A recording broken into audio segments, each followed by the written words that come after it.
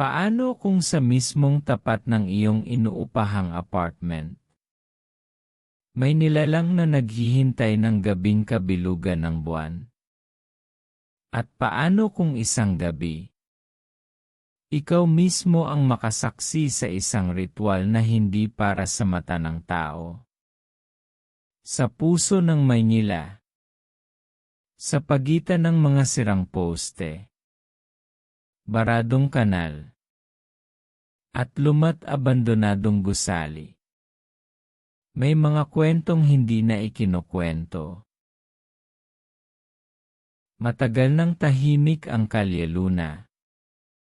Ngunit ang katahimikan ay kadalasang palatandaan na may itinatagong sigaw. Isang delivery rider na walang paniniwala sa kababalaghan.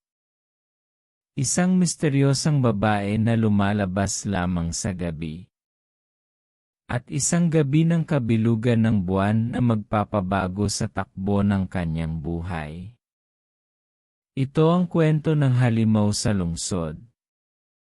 Isang nilalang na hindi mo kailanman inaakalang makikita mo hanggang sa huli na ang lahat.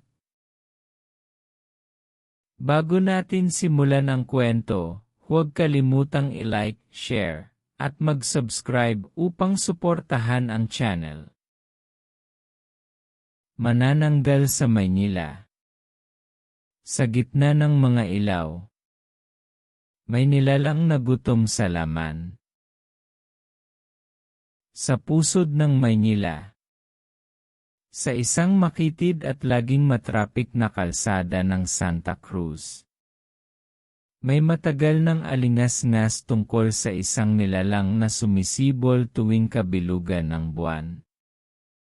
Matagal nang napapabayaan ang lumang apartment sa dulo ng kalye, kung saan minsang nakita ng mga tambay ang aninong lumilipad tuwing hating gabi. Si Jonas, isang 26 anyos na food delivery rider, ay bagong lipat lamang sa lugar. Tahimik at masipag. Hindi siya naniniwala sa mga kwento ng kababalaghan. Matanda na yang mga ganyang kwento. Siguro may adik lang na gumagapang sa bubong. Anya sa kanyang kapitbahay. Ngunit isang gabi, habang binabaybay niya ang kalye ng Natividad para mag-deliver ng pagkain, may napansin siyang kakaiba.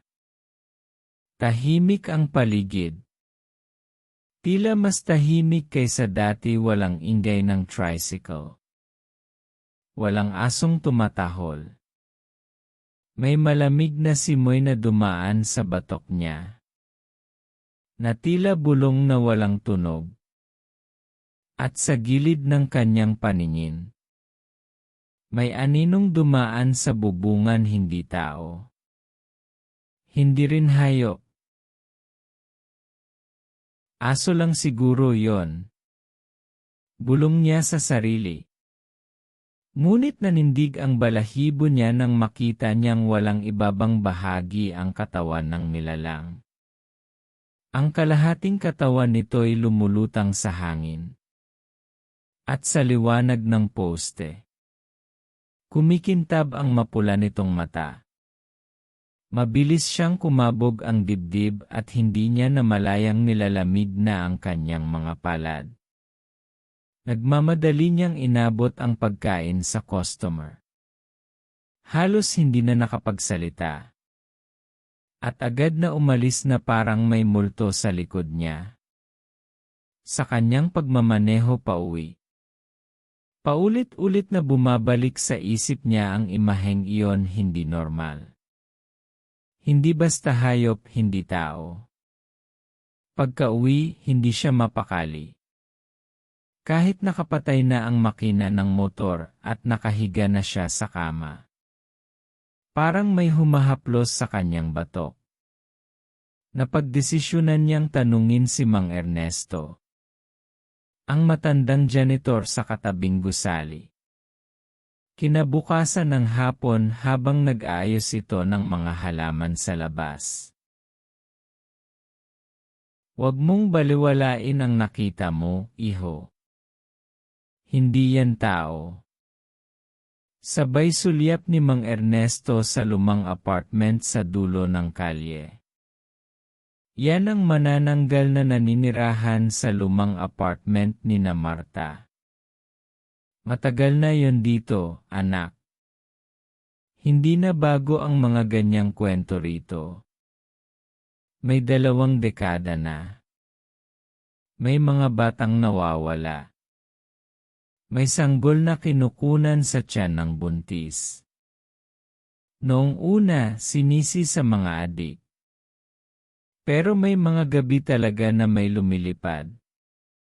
Tahimik si Jonas.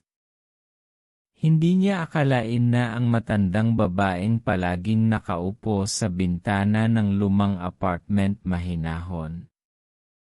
Halos hindi lumalabas ay siya palang sentro ng alingas-ngas.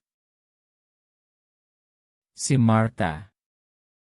Tahimik yan. Pero kahit kailan, may kakaiba.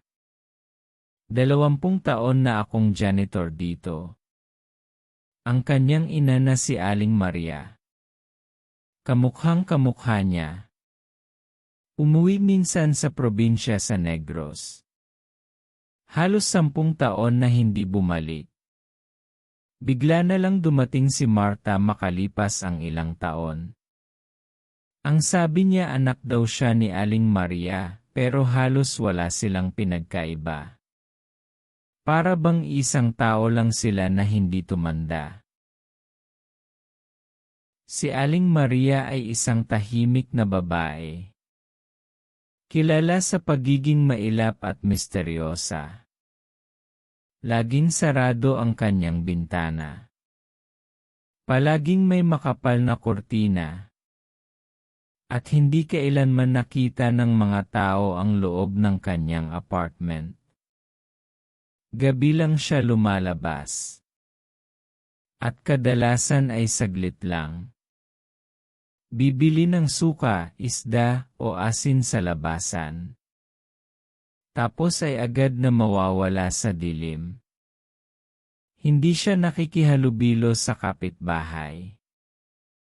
At kahit ang mga batang mahilig manghingi ng barya, ay takot lumapit sa kanyang pinto. Sa mga matatanda, siya ay ibang klase. Tahimik, pero may presensyang mabigat, parang laging may dalang multo. Ikinuwento ni Mang Ernesto kay Jonas na ilang dekada ng usap-usapan sa lugar na si Aling Maria ay isang manananggal. Hindi yan basta tsismis lang, iho. Ani Mang Ernesto habang nagsisindi ng yosi. May mga panabong na nawawala. Mga pusang hindi na muling nakita. Tapos tuwing kabilugan ng buwan, may naririnig na mga ungol sa bubungan. Parang iyak na hindi mo maintindihan kung sa tao ba o hayop. Minsan daw, isang buntis ang nakitang duguan sa loob ng kanyang bahay. Wala nang malay. At wala nang dinadalang bata sa sinapupunan. Hindi na muling nagsalita ang babae. Ngunit isang araw, bigla na lamang umalis si Aling Maria walang paalam, walang abiso. At kasabay ng kanyang pagkawala, tumigil din ang kababalaghan. Tumahimik ang gabi, bumalik ang mga pusa, at walang mga batang nawawala. Ngunit makalipas ang ilang taon, dumating ang anak nitong si Marta, tila mas bata, mas palakaibigan, ngunit may parehong malamig na titig na hindi tumatagos sa puso. At doon muling nagsimula ang mga pagkawala una. Isang pusang gala, tapos panabong, hanggang sa isang lalaking lasing na huling nakitang umiihi sa likod ng abandonadong gusali. Kinabukasan, sinadyang sundan ni Jonas si Marta. May kung anong kutob siyang hindi niya maipaliwanag, isang hilakbot na gumagapang sa kanyang likod mula nang muli siyang makakita ng anino sa bubungan. Nakita niyang si Marta ay pumasok sa abandonadong bahagi ng gusali. Tanga ng isang plastik na may lamang hilaw na karne. Tahimik itong sumilip sa paligid. At mabilis na isinara ang lumang pinto na tila matagal nang hindi ginagalaw. Bandang 11:00 ng gabi. Dala ng kaba at kuryosidad, nagdesisyon si Jonas na silipin ang bintana ng abandonadong kwarto. Dahan-dahan siyang umakyat sa gilid ng estante at tumingin sa butas na natatabingan lang ng sirang plywood. Doon niya nasilayan ang hindi niya kailanman inaasahan. Si Marta. Nakaluhod sa gitna ng isang bilog na may nakaguhit na kakaibang simbolo. Nakatirik sa paligid ang pulang kandila. At nakalagay sa gitna ang isang mangkok ng dugo. Unti-unting lumalayo ang katawan niya mula sa bewang pataas, parang hinihigop ng hangin. Ang kanyang likod ay bumuka at lumitaw ang malalapad at maitim na pakpak. Ang ibabang bahagi ng kanyang katawan ay nananatiling nakatayo. Parang bangkay na walang buhay. Ang kanyang mukha, nakapikit ngunit may ngiting nakakakilabot. Hindi na malaya ni Jonas na napalakas ang kanyang hinga. Napalingon si Marta. Ang mga mata niya ay nagdilim, nag-aalab na pula. Parang ilaw ng babala sa dilim. Isang sigaw na tila halakhak ng impyerno ang lumabas sa kanyang bibig bago ito lumipad palabas ng bintana. Dire-diretso sa kanya. Napaatras si Jonas. Nadulas sa basang semento. Pero agad na bumangon. Dali-daling siyang tumakbo at sumakay sa motorsiklo at pinaandar ito ng buong lakas. Halos mabali ang susi sa pagmamadali. Habang binabaybay niya ang makipot na daan, naririnig niya ang pagaspas ng pakpak sa taas ng mga bubong. Tumingin siya sa rearview mirror at nandoon ang manananggal. Lumilipad ito. Dumadapo sa mga post ng kuryente at mga signboard. Sinusundan siya ng walang kahirap-hirap. Nanginginig ang kanyang mga kamay habang kumakabig sa kanan. Alam niyang kailangan niyang makarating sa Oroquieta, ang pinakamalapit na simbahan sa lugar. Dati na siyang dumaan doon sa isang delivery. Alam niyang bukas pa ito tuwing gabi dahil sa mga nagdadasal ng novena. Tumakbo siya sa red light. Iniwasan ang isang tricycle. At halos mabangga ang kotseng nakaparada. Pagliko niya sa Oroquieta, nakita niya ang simbahan, may ilaw pa ang loob, bukas ang gate. At may ilang taong nagdarasal sa loob. Pumarada siya sa harap ng gate. Bumaba ng motor. At sumigaw. Tulong! Tulong ho! May humahabol sa akin. Habang papalapit ang anino sa itaas, nakita niyang kumikislap ang krus sa tuktok ng simbahan at biglang huminto sa ere ang nilalang. Pinagpahinga siya ng pari at sinabihang hindi na siya ang una. Matagal na naming binabantayan si Marta.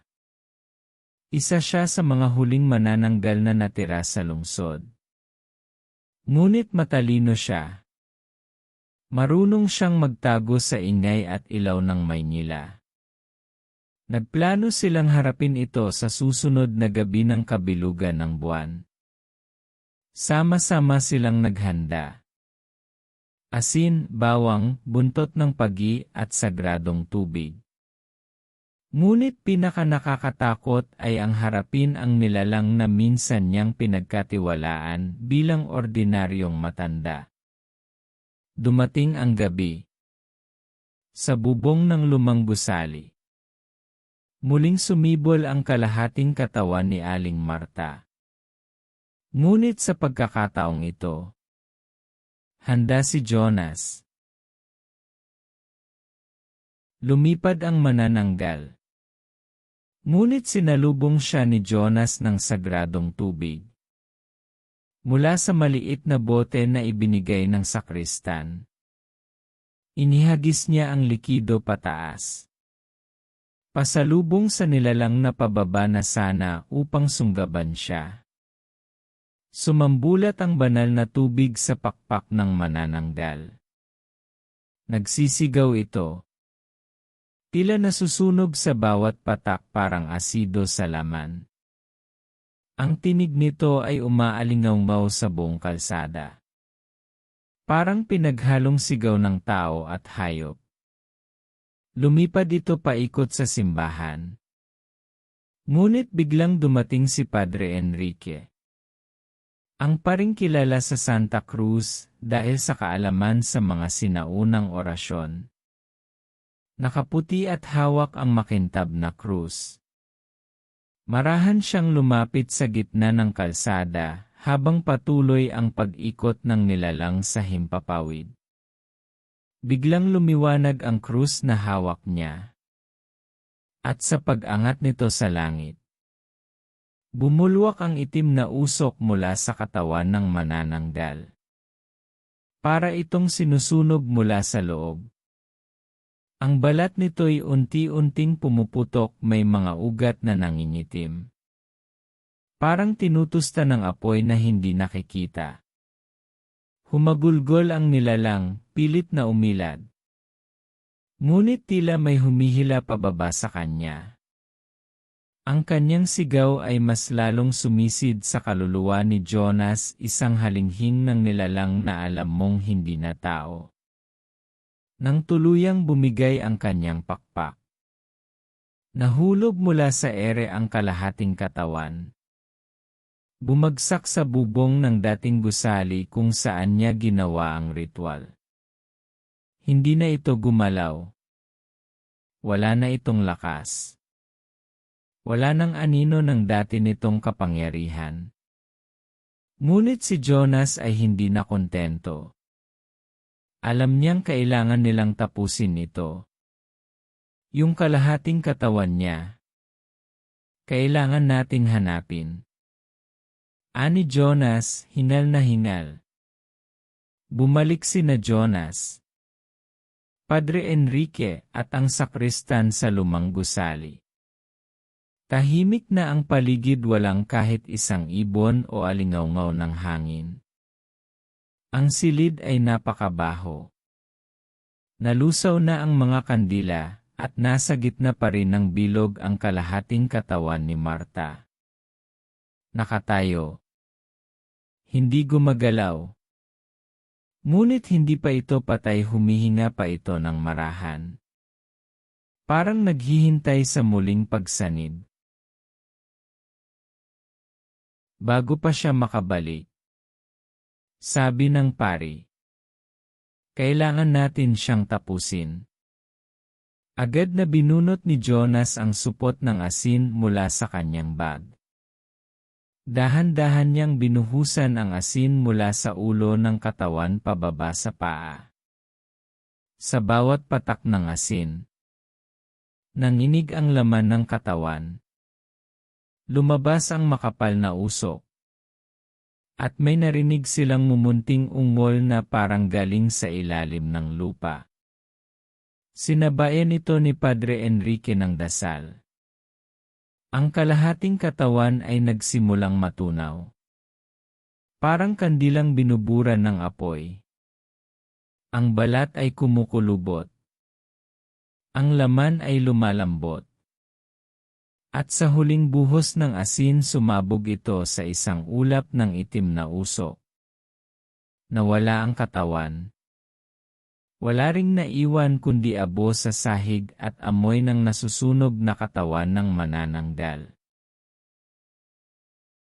Nag-umpisa na ulit magliwanag ang paligid. Muling nanahimik ang Santa Cruz. Unti-unting nalimutan ng mga tao ang alingas-ngas. Wala nang aninong lumilipad. Wala nang alingas-ngas mula sa bubungan. Ngunit para kay Jonas, ang karanasang iyon ay naging mansa sa kanyang alaala. Sa bawat biyahe ng gabi, ay hindi na bumabagtas sa lumang apartment ni Marta. Sa kanyang likod ay dala niya ang alaala ng isang nilalang na hindi nababagay sa lungsod ng liwanag. Tuwing kabilugan ng buwan, sinisigurado niyang hindi siya lalabas ng walang dalang asin sa kanyang bulsa at sagradong tubig sa kanyang bag. At sa bawat paghinto niya sa isang lumang bahay para mag-deliver ng pagkain, hindi na siya basta-basta tumitingala dahil minsan ang langit ay hindi lang tahanan ng mga bituin, kundi ng mga halimaw rin. Kung nagustuhan niyo ang kwento, huwag kalimutang i-like, share, at mag-subscribe sa aking channel. Malaking bagay ang inyong suporta. Gusto ko ring marinig ang inyong opinyon. Mangyaring mag-iwan ng komento sa ibaba.